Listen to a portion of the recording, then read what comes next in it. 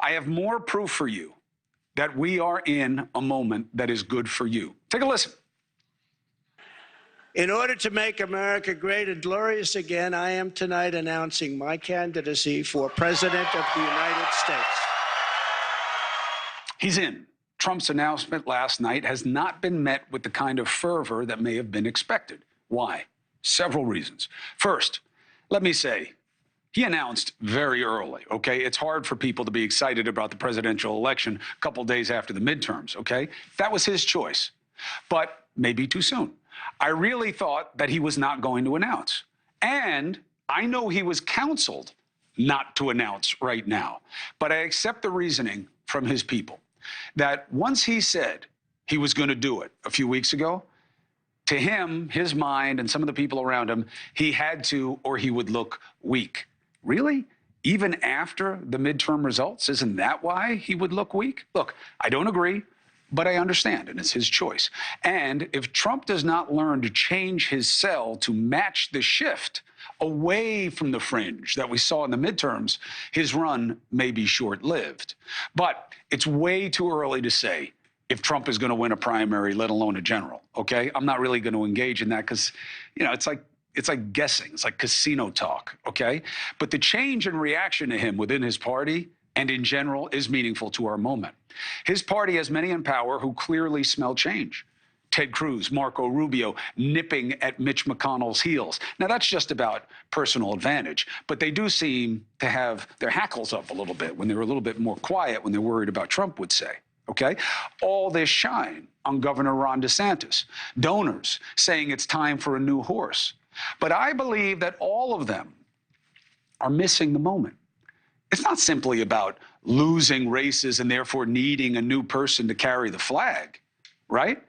Did they really hear what you were saying in the midterms?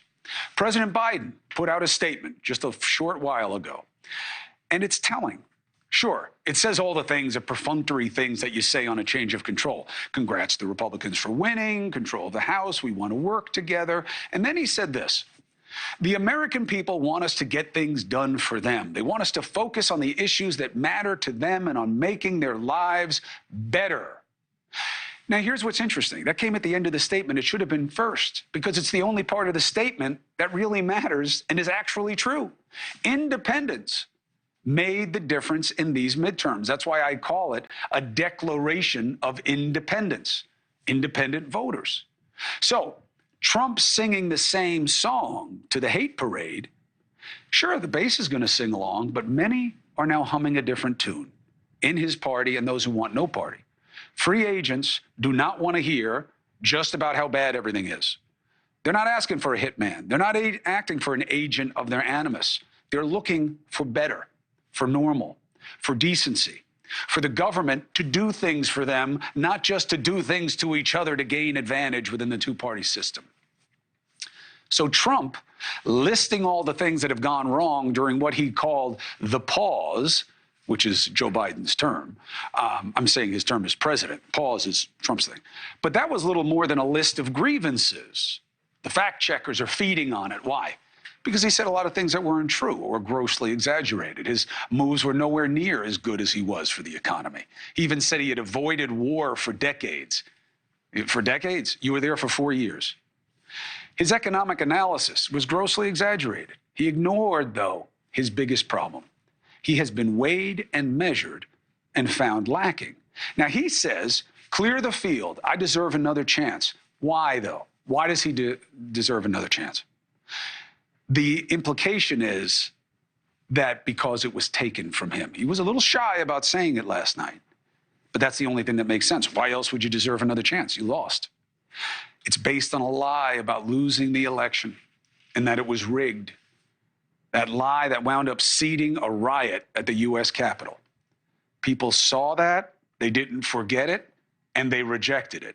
Now, if you're rolling your eyes or wanting to say, well, what about that summer of riots from the... Listen, we just had the midterms, okay? They were a measure of the impact of the denialism and deception about the last election. You don't have to believe me. Look at the exit polls. Deniers took a beating anywhere that was not a race where the righty was going to win no matter what. So Trump folk can rationalize it any way they want. That's your choice. But the election lie was a lie, and it was rejected. Hey, thank you for watching. Please go to newsnationnow.com, newsnationnow.com, and you can find NewsNation on your television provider. And don't forget to click the red subscribe button down below. Then you will get more of NewsNation's fact-driven coverage.